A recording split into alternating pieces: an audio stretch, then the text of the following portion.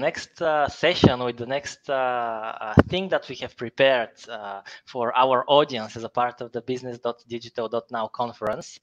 The panel, or the part of the conference that we are in right now, is called How to Build and Maintain Strong Client Relationships. You know, client relationships are the lifeblood of every organization in some way or another. And my observation has been that many companies, on the one hand, say they're customer first, but sometimes it turns out they're customer eventually. And have you noticed that sometimes those companies are, let's say, talking the talk? They are saying we're customer first, but they're not really walking the walk until the last step of what they need to do really to be customer centered and customer friendly. And all of that, when it's been proven that those who understand customers, those who really care for them, nurture them, have more power than ever to reach out unprecedented heights. That's going to be kind of the main topic of the next half an hour, and I'm beyond excited to welcome my guest for this interview, Kieran O'Flynn, who is the sales director at HubSpot, the CRM platform of the future, as I call it. We are in fact an agency partner for HubSpot, so HubSpot is a very special brand to my heart. And in this conversation, we are trying to demystify why it's so essential not to just satisfy your customers, but to solve for them and to delight them. Some phrases that HubSpot is using a lot in, in the way they're communicating with customers. But without further ado, welcome, Kieran. Hi, George. Thanks very much for having me and for putting me in an astronaut costume in the ad for this as well. I'm looking forward to our journey to space today. Great, amazing. So my first question would be, in fact, we are living in the 21st century, in which technology is everywhere around us. You know, how is basically technology helping us maintain good client relationships? Let's start with that. But then I would also ask you, how is it hampering us from having even better relationships? Yeah. Well, maybe I'll go back a little step to start as to sort of where we've come from and my experience. So I've been working at HubSpot for over 9 years. When I started, it was at the early boom of that sort of the start of the SaaS boom, where a few things were happening. One was that software became more available at a lower cost. So the entry point to get in with this sort of SaaS recurring revenue model, that part of it became much more accessible for businesses. So what companies started to realize was that if they bought software, they could increase the productivity of their employees. So that led to a sort of a boom in SaaS, and we've seen that with the amount of startups and tech companies that have exploded into the market, and it's tens of thousands of options at the moment. And companies learned that, so everyone bought more software and invested more in that, and it increased productivity, and that was really helpful, and it increased productivity of your teams. Where we've got to now, jumping forward 10 years, is that the norm in a business is to have lots of softwares. So if you think of most of the businesses that our audience are involved in, you think your own business, you've probably got, on the marketing side, you've probably got a software for your CMS, for your website. You've got an email tool, a social media tool, an SEO tool, and some kind of analytics tool. You know, you've got probably a few more that I've forgotten there. And so you probably end up with about 6, 7, 8 softwares in marketing. On the sales side, you've got a CRM, some sort of maybe automated outreach type tool for productivity of sales reps. You've got some kind of forecasting tool. I would say most sales companies that I speak to, or most businesses I speak to in their sales side, they're still using Excel docs and Google Sheets more than they'd like to admit. And that goes for all sizes of companies as well. And then they probably have like maybe something like LinkedIn Sales Nav or a data tool for researching. So you end up with about, again, 5 or 6 softwares in sales. And on service, you've got some way of managing tickets, some way of taking calls, both making them in and out, Then you've probably got a feedback survey tool, and there's a few more in there as well. So we end up with something like 15, 18 maybe softwares in our business. And where we've got to now is a lot of companies are realizing that they increase productivity, but there's other downsides that come with that, which some of them are, it actually becomes that when you want to innovate and you have a new idea for a campaign or a new business line you want to test out, something you want to innovate and create that's new, there's so many softwares in your business that it's actually slowing up your ability to do something new. So that creativity gets hampered as you've got too many technologies in the business, which is a challenge. Then you have so many technologies that somebody has to learn them. So you end up with, there's a few key staff in your business that know the technologies, and they become invaluable.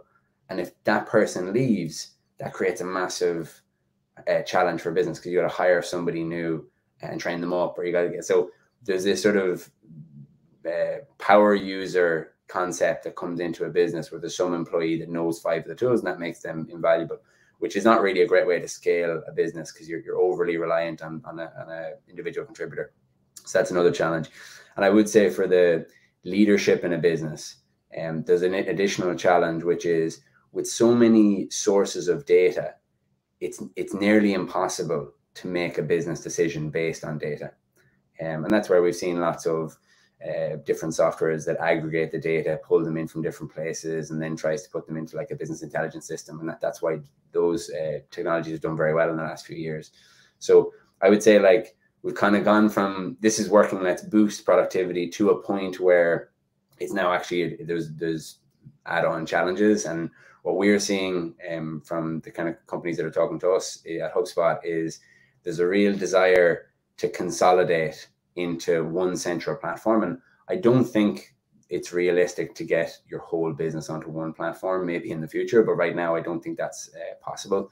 But I think you can get most of all your teams working off the one platform, and then have your other systems connecting to that. And as a result, then you have a better source of data, you have more standardization, so everyone knows how to use them, it's easier to use, that side of it. So it can solve a lot of those business problems, but I would say that we've got ourselves to a point where, you know, your tech stack would be the term that's often used for this.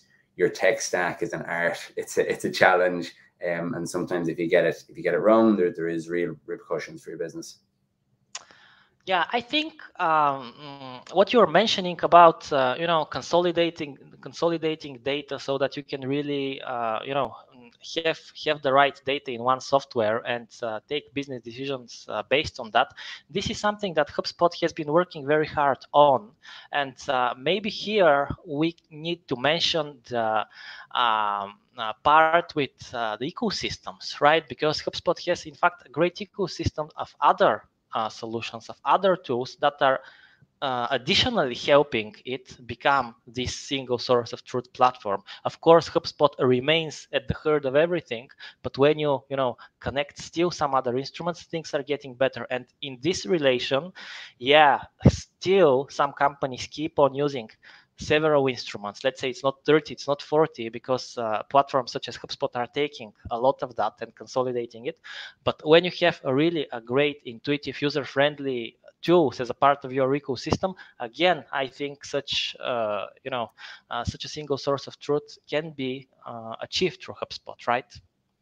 Yeah, and I think the general consensus in the SaaS world is that we're gone past the point. There was probably a stage where there was probably maybe like a Apple versus Galaxy scenario where you say, well, you're on our side or you're on their side, and if we don't play together, and if you buy, and I think, like, if you think back to like the 90s, Microsoft had a bit of that with the Microsoft Office suite, where you either had that or you didn't have it, and you couldn't connect anything. And I don't think that's realistic anymore, particularly in the business B2B SaaS world. So I think the onus is on every platform to provide a massive ecosystem, open APIs. You got some that you build yourselves, some that partners build for you, some that it's just open API, so partner could build it, it's customized.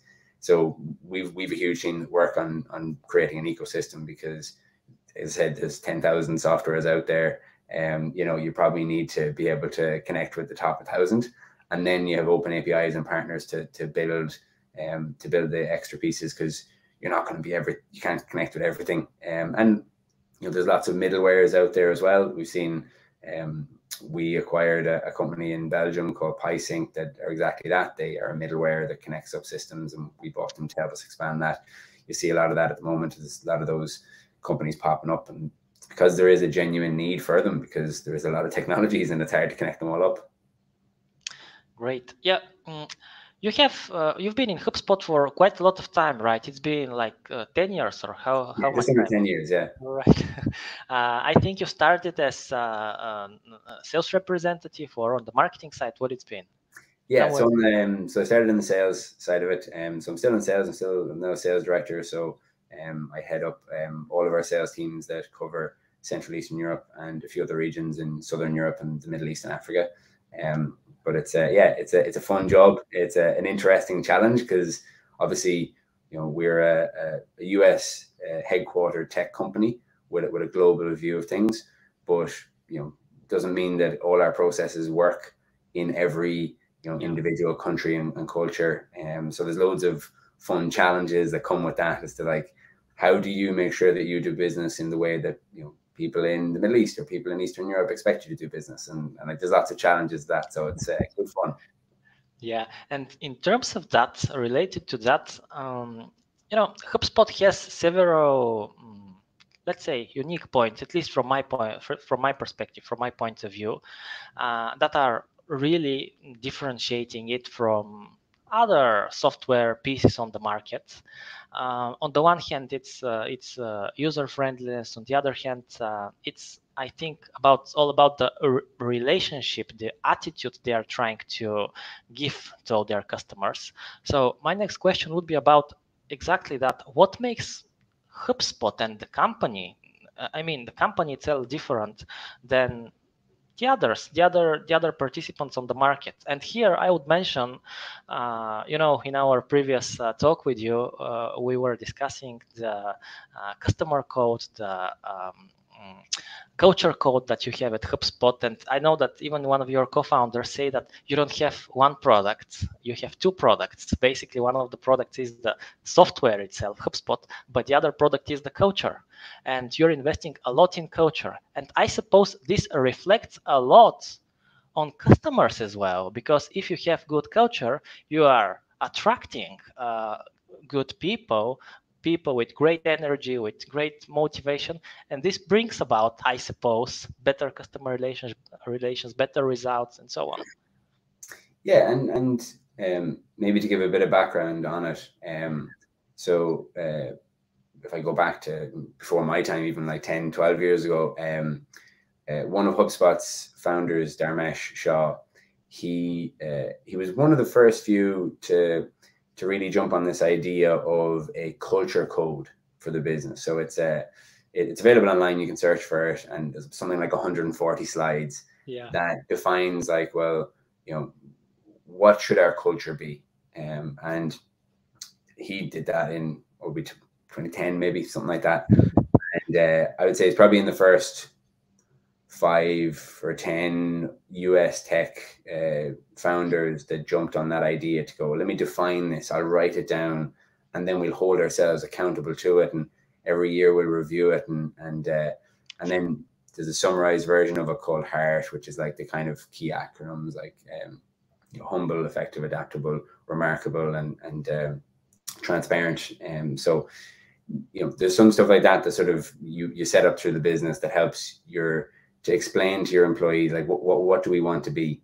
And I would say that 10, 12 years ago was quite an innovative idea. I would say now it's somewhat the norm in the US tech space. So if you think of startups coming out of like those Y Combinator, those incubator scenarios, it's one of the steps in that process where they go, you have to do this, you know? So I would say it's become quite an accepted norm. But if I think back to, like, even, you know, when you went to school and companies have been doing this kind of manifesto type stuff for a longer time, I think it was turning that into something that made sense for a business was probably the key idea. And about 5 or 6 years ago, Dharmesh took the same concept because it worked very well for us from a internal culture point of view. And you're right, like it does become a reason that people want to join the company, because I think in any hiring process, there's always this question, and this is why Glassdoor is so effective, is what's it really like in that company? And I would say for big companies, it's hard to define your culture. It's hard to create a good culture because on scale, it's so difficult to get that right. In hiring, it's difficult to keep hiring the people that will support your culture and add to your culture and not take away from it. So that's always a huge challenge. I would also say for smaller businesses, because when I talk to smaller businesses, they ask about this, I would say, well, I think smaller businesses have the best opportunity to define their culture and create something that's actually special, and I think that's where with a smaller team, you can be more nimble, create something, a bit more different. So I would say, like, it's not a big company play. Well, it is, and it is also a play for small companies. But about 5 or 6 years ago, Dharmesh took this concept and said, well, if that's worked well for our internal culture, can we do a version of this for our customer? And it's essentially the customer code, which is also available if you Google HubSpot customer code. And that was kind of similar. I would say, well, okay, what's this kind of manifesto type idea to say, what do we want to be to our customers? How do we want to treat our customers? And it all, and I would say at the time it was probably 50%. Here's what we are doing that's working and what we see our customers respond well to. And probably 50% aspirational. We know we're not here yet, but we'd like to get to that. And if you look it up, it kind of has 10 key pillars to it. To give a practical example of something that is in there is, it kind of all starts with the idea of, well, how do I like to be treated when I'm a customer? And then can I flip that around and say, well, is that the experience that my customers are getting when they work with my company? And if we think of it from that point of view, it's kind of just thinking, well, what's the customer want? And it's kind of 10 key concept to it. To give it a practical example of one of them was, don't block the exits. And we all know this as well. Like if you've had a mobile phone contract and you ring up and you're like, oh, well, it auto renewed for another year. And you're like, oh, geez, I missed the window there. And, and then they're locking you in for another year. I would say one of the things that is probably differentiates HubSpot in this sense, and there's a few within that code that you can see, but a practical one is, I think the norm in software and generally any sort of contract, any sort of services contracts, and that the norm in business is to use contracts to trap people. And there is a value to contracts. So if you make an agreement with someone to work together for a year, and you both agree and you both sign a contract, and that's, from their point of view, they know you're going to provide the service. From my point of view, I know that I'm going to get that revenue, so we can apply the resources to it. So contracts are important. But when it comes to the end of it, in the renewal window, there's a bit that says, oh, well, we've got such amount of time where you have to let us know whether if you're going to renew or not. And I think that's one that we've seen a lot of tech companies abuse, to say, well, if you miss that, I'm going to catch out. I'm going to lock you in. I'm not really going to give you any warning on this. And it's in the contract, so I'm going to use that as a way to trap you. And what that really happens when you do that is that they're pissed off, everyone's annoyed. They spend the next 12 months giving out about you, right? Telling everyone they know that you did this, that you're not to be trusted. And then they spend about 6 months getting over it. And then they spend the next 6 months planning how to get off your software. And that's not a good experience. That's what gives, that's bad word of mouth, it's bad reputation. And that's what damages businesses. So a practical example is we've built it in such a way that we give lots of notice about things. We make sure we're on top of that process, and we give people extra bit of flexibility if needed, and to make sure they can get off of HubSpot in time as well. To say, well, you got all your data in HubSpot. Have you got a plan for getting that off of HubSpot as well, and supporting them in getting out of it and not losing any important business data? And that's the kind of stuff that it doesn't make any extra money for us, but I think that's the kind of relationships that businesses are looking for. Yeah, and something comes to my mind right now. Again, something I've seen your co-founder Dharmesh is doing. I'm just following him and his blog. I've seen it was several years ago. He and his team has drawn a very complex analysis, taking a lot. It was hundreds of factors into this analysis, so that they can really predict if a customer is going to stay, for how much is going to stay and use the software. If they don't want to stay, what is the reason for them, not being so active on the software? What is the, likelihood of them churning, and so on and so forth. And this being done in a human way, in a way to, find out really what the reasons are behind, let's say, someone not using the software so much. I believe this is invaluable, in fact, right? Yeah, and I think one of the challenges that businesses face now is that we can get so much data that that oftentimes too much data, and it's hard to make a decision. And I would always say, like, look, you can't make a decision off of data on its own. You have to have an understanding or an insight, and it could be, if it's internal, you can talk to some of your staff and understand, is this what you're seeing? Because the data shows this, do they match, right? And if the data shows it, but the insights from the team don't show it, then you got to dig deeper. You can't make a decision yet. If you've only got the insights and the stories from the team, but you don't have the data, then you still can't make a decision. Or if you make a decision, you've got a risk that you could be wrong. When it comes to customers, the same logic is, I'm just swapping out this side for talking to a customer. So there's a bit where, you got to, I would say, from a data point of view, the mistake is spending all your time on the data trying to understand your customer. I think a lot of times there's a conversation needed with your customers to understand your customer. And you need to have that feedback. You need to be open to it. You need to ask them the hard questions. And if they're going to give out about you, yeah, let them be ready to get given out to, and what we tell our sales reps when they sell a deal, how do you keep a good relationship? Well, after you sell, ring them up a few months later and say, how has it gone? Is what you expected it to be what it actually is? How has your experience been? And sometimes you'll get them saying, well, actually, I'm not happy about this element. Great, well, let's talk about that. Like, they want to feel heard, they want to vent.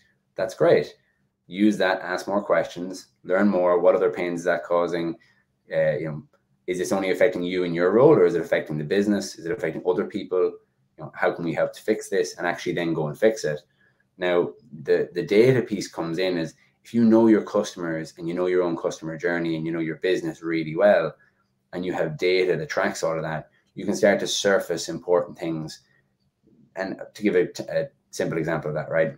So a lot of software companies, you'll have like a main user. I mentioned a power user concept earlier. You'll have like a few key users.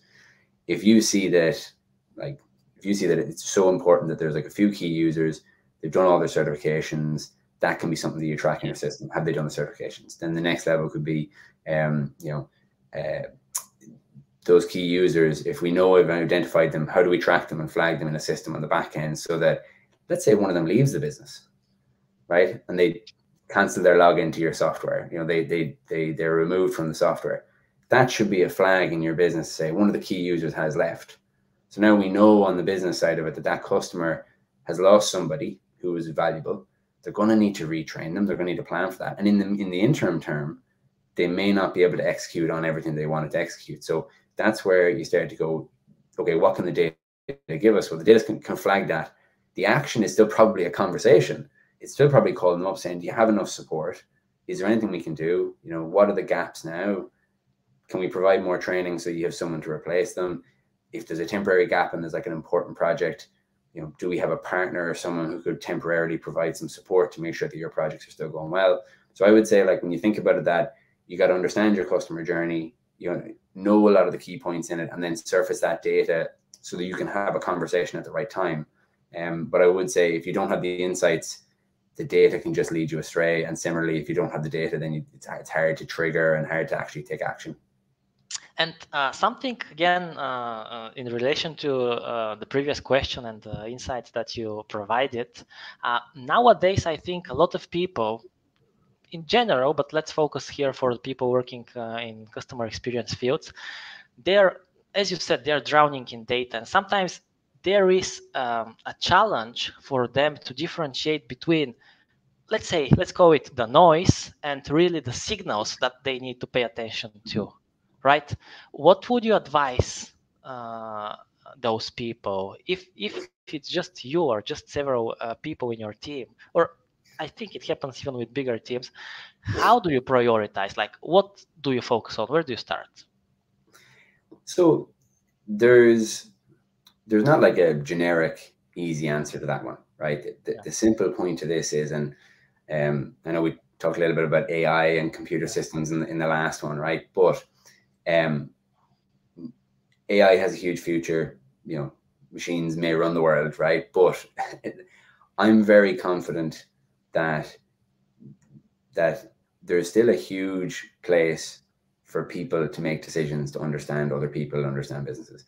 If we could give two businesses that were perfectly identical, both had loads of data, and put two different leadership teams in charge, and we would get wildly different decisions and outcomes. And that is the skill, and it's also the challenge to any business leader to say, well, I can do digital transformation, I can add all this software, I can get all this data, but at the end of the day, it's only surfacing the insights for business leaders to make business decisions. And we all hold up, Steve Jobs and Bezos and all these guys that are visionaries, right? But the point of a visionary is that they could see something that no one else could see, that the data did not show what the future would hold. So if they're the key people that we hold up as the heroes of business, the basis is still the same for all of us in our smaller businesses, where we say, or the data doesn't show me this, but I understand my customer and I understand the pains they have, and I can see the direction it's going. So I can imagine in the future that they'll probably have these problems, and the data doesn't show me that right now. So, but I'm going to build that because, and the challenge to a business owner is to see that future and be right. And there's a huge percentage of business owners that will see the future and get it wrong, or get it half right, and they won't win. And that's the entrepreneurial side of things. And I would say data is absolutely brilliant, but you need to understand your customer, and I think that's where often technology investments can go wrong, is where people think just the technology and just the data will solve it, but it won't. It'll just surface more data, which again will need people to make decisions, and it comes back to understanding your business, understanding the pains, and I said, like, data can support you and do a huge piece to improve your operations. But if you're talking about creativity and the future, the data won't show you what's going to happen. And I think that's a great conclusion that you made here, because as you said, software helps us reach to some point, but then we still need this business acumen. We still need a lot of skills. We need this, how to say, it's your internal hunch, what you're feeling based on experience, because one person can interpret data in one way, another person can interpret data in another way. And here is the trick. All right, one last question, which I would ask you, Kieran, and I would ask you for a short answer. Where do you see the future of customer relationship in 10 years' time? What do you think will change? The future of ETO, when we talk about robots and chatbots and that kind of stuff, is it? Potentially, yeah. This is one of the options in which we can go. Just how do you imagine a world of customer relationship in 10 years, and even after that? I mean, let's go to the future.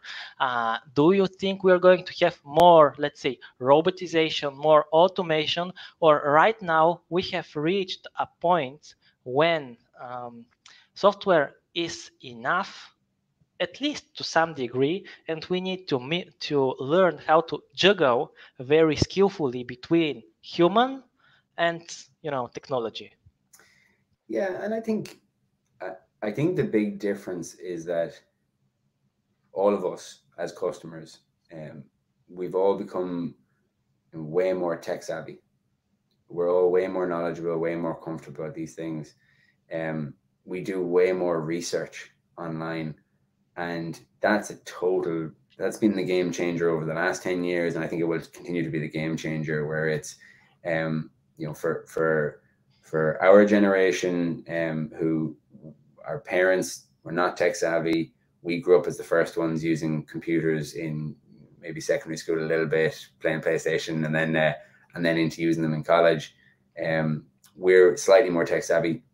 The generation coming behind us are way more tech savvy than we are, and that's the biggest change. It's the next generation and how they want to have conversations with people, or will they prefer to do it via chat? And when I spend time with my younger cousins, they're more chat prone and they're not as keen to talk. So I think that's a massive change. The generation below that, so if you think of our kids, what version, like how will they grow up if they've had a mobile phone from the age of 10? If they're, it's a different environment. I think that's the challenge, is understanding customers into the future. And that may be that your business operates less over the phone and more over chat. It may be that you have a more self-service version of your business because they want to go into a portal and manage it all in there and not actually talk to you at all. I think what we have to separate is B2C businesses and then the big enterprise corporates. I think the big enterprise corporate businesses, I don't see them having such a massive change, particularly and from a B2B point of view. What we're really talking about here is how do you engage with your customer? But business to business software won't have as dramatic a change as like a B2C software, but the communication style will be very different. Like if we think of the graduates coming out of college at the moment, what they expect, both in terms of take sales, for example, or customer service.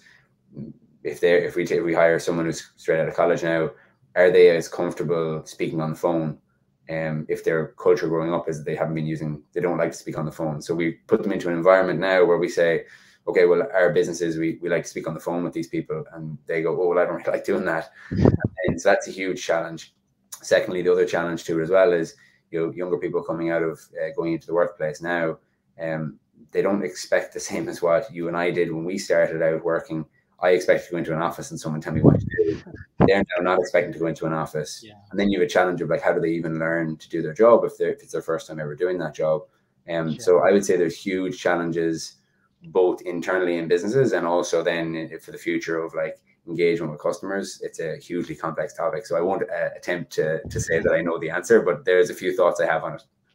Yeah, definitely agree with you. And just something that I'm noticing for sure. I mean, everybody knows technology to some degree, or in a very large degree, is what the future holds. And you see, no matter what happens in the world, we've been in a lot of crises in the couple of past years.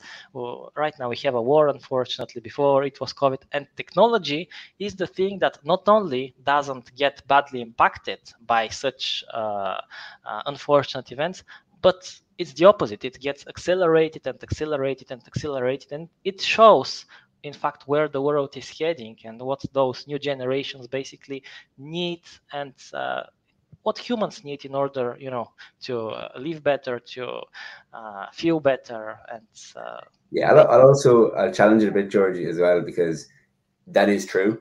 And what's also true is that through the pandemic and the war in Ukraine, what we've seen is the people side of the world take a step forward, and how everyone has supported each other, putting aside differences and coming together. So I would be very positive and optimistic about, as much as technology can help and improve productivity and boost connection and all those things, at the heart of it, like when we've been in tough situations, it's always been people that we didn't know that stepped up to say, I'll help you out.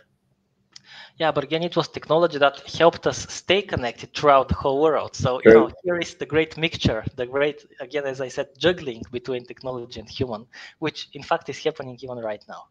Yeah, absolutely. Great. Thank you so much. It was amazing to speak with you.